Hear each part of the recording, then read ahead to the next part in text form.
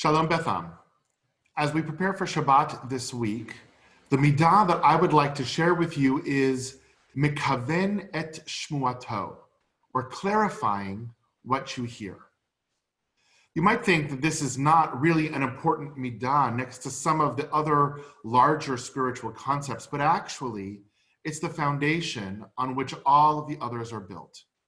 And without this midah, we're much less able to be successful at bringing the others into our lives. We live in a world today that is based on sound bites and tweets, and we pretend that we're communicating effectively when in fact there is so much left to the individual to try and interpret. This midah, clarifying what you hear, is a vital part of creating good communication and solid relationships. There's a Yiddish proverb that says, "A fool says what he knows, a wise man knows what he says." What we think a person is trying to tell us and what they're actually saying may be very different.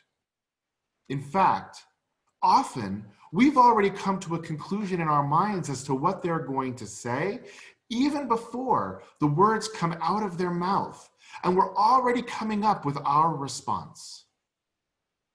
So how does this midah help us?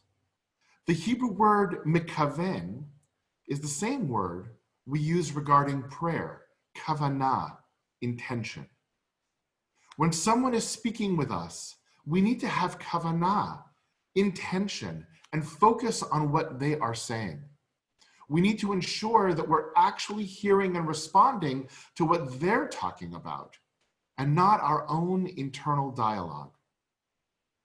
There are a number of ways that we can help ourselves practice this midah. First and foremost is ask questions.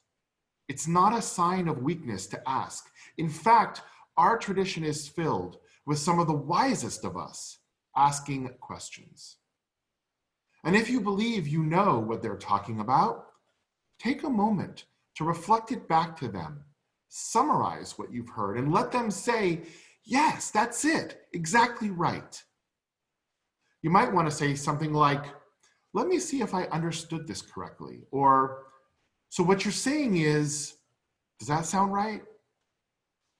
I think you'll be surprised, both at the number of times you thought you had it right, but when given the chance, the person you're speaking with will make it clearer for you, as well as how much joy and happiness you'll bring to those around you when they realize that you really care enough to understand what they are saying to you. I encourage you to take some time to practice this midah over Shabbat and see the results. Shabbat Shalom.